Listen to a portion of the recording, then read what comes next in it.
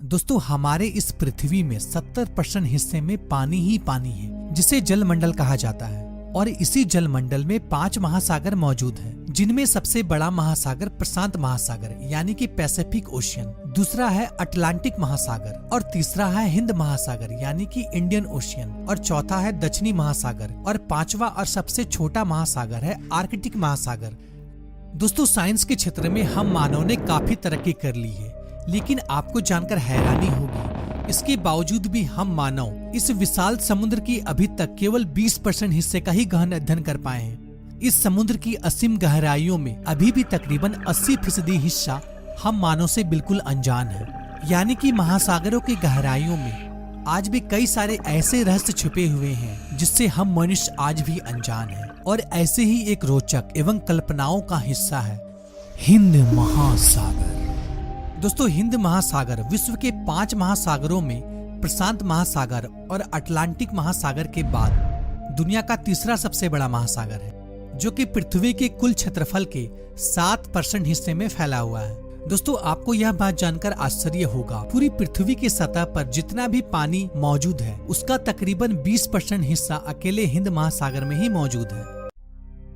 दोस्तों इस महासागर का सबसे खास बात यह है कि इसका नाम हमारे प्यारे देश हिंदुस्तान के नाम पर पड़ा है। यह दुनिया का एकमात्र महासागर है जिसका नाम किसी देश के नाम पर पड़ा है। दोस्तों संस्कृत की पुस्तक में इसे रत्नाकर के नाम से बुलाया जाता है, जिसका अर्थ होता है रत्न उत्पन्न करने वाला महासागर। वैसे आपको यह भी बताता चलूं, हिंदू ग्रंथ में इस महासागर को हिंदू महासागर के नाम से भी जाना जाता है। वैसे आपने यह भी सुना होगा कि हिंद महासागर को सबसे युवा महासागर भी कहा जाता है, क्योंकि शोधकर्ताओं के माने तो इस महासागर का जन्म तकरीबन 73 करोड़ वर्ष पहले हुआ था। दोस्तों हिंद महासागर का पानी विश्व के अन्य महासागरों की तुलना में काफी गर्म मानी जाती है। यानी कि हिंद महासागर का पानी कभी कभी इतना गर्म हो जाता है कि इसका टेम्परेचर 36 डिग्री तक पहुंच जाता है। दोस्तों हिंद महासागर का कुल क्षेत्रफल 7,05,60,000 वर्ग किलोमीटर है।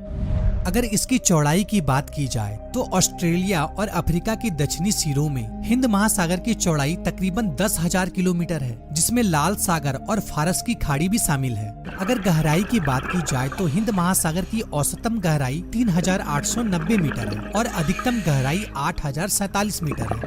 दोस्तों यूँ तो इस महासागर में हजारों द्वीप मौजूद हैं, लेकिन इनमें से सबसे बड़े द्वीप मेडागास्कर और श्रीलंका है।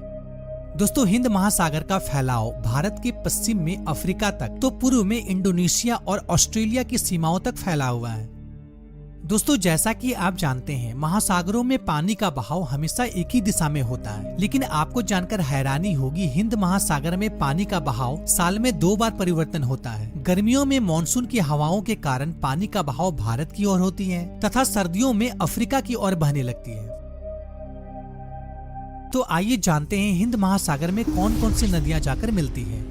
हिंद महासागर में जाकर मिलने वाली नदियों में सबसे प्रमुख नदी सिंधु, गोदावरी, कृष्णा, नर्मदा। इसके अलावा विश्व की 2 सबसे बड़ी नदियां ब्रह्मपुत्र और गंगा हिंद महासागर में जाकर मिलती हैं। यह नदियां 2000 किलोमीटर दूर हिमालय पर्वतमाला से रेत और मिट्टी लाकर समुद्र में जाकर डालती है, जिनसे नदियों के मुहाने के आगे महासागर में अनेकों टापू बन जाते हैं। इनमें से कई ऐसे द्वीप भी बन जाते हैं जिनकी प्राकृतिक सुंदरता विश्व में और कहीं नहीं देखी जा सकती है, जो कि पर्यटकों के लिए मुख्य आकर्षक का केंद्र बना हुआ है। दोस्तों हिंद महासागर का सबसे गहरा गर्त सुनाता ट्रेंच है, जिसे कि जावा ट्रेंच के नाम से भी जाना जाता है। इसकी अधिकतम गहराई 7,730 मीटर है और लंबाई तकरीबन 3200 किलोमीटर तक है।